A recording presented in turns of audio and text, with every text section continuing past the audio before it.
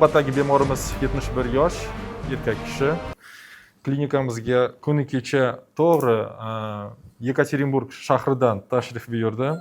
Bemor 3 kun oldin o'tkir koronar sindrom bilan Yekaterinburg shahridagi tibbiyot maskaniga murojaat etgan.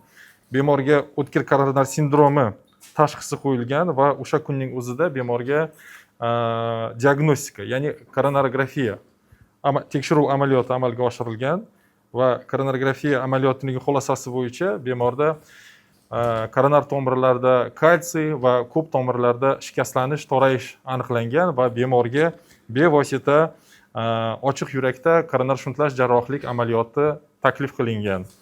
Ammo bemorimiz O'zbekiston fuqarosi bo'lganligi uchun o'zlaringiz bilasizlar, Rossiya Federatsiyasi hududida bu o'zbek fuqarolariga hech qanday yuqori texnologik davolanishi uchun hech qanday imtiyoz yo'q. Ya'ni bemorda vaqtincha yashashlik to'g'risida statusi bo'lishiga qaramasdan, goh RVP bo'lsin, goh vид на жительство statusi bo'lsin, baribir bemorlarga yuqori texnologik davolanish uchun hech qanday imtiyoz bermaydi.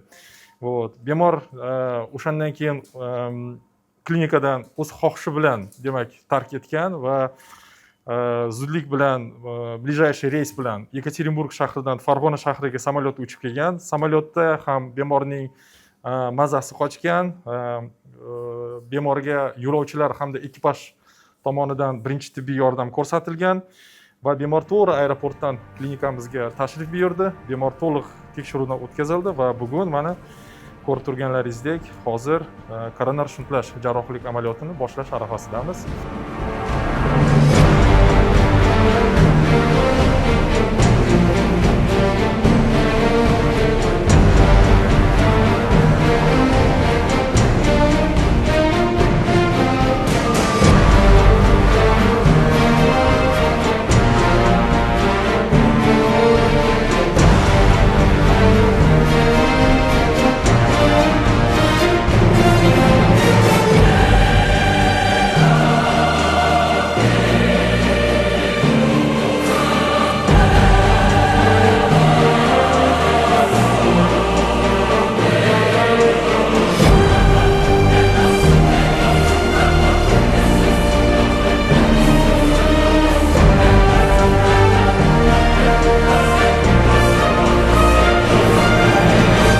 Deyarli 2 soat davom etgan jarrohlik amaliyotini yakunladik.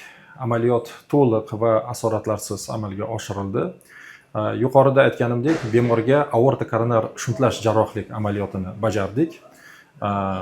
Shu o'rinda chet elda ish faoliyatini yuritayotgan hamyurtlarimizga mening murojaatim, o'z sog'lig'ingizga befarq bo'lmang. Agar sizda yurak qon tomir kasalliklariga mos belgilar va shu kasalliklarga mos shikoyatlaringiz bo'lsa, albatta shifokor va yoki tibbiyot maskanlariga murojaat eting.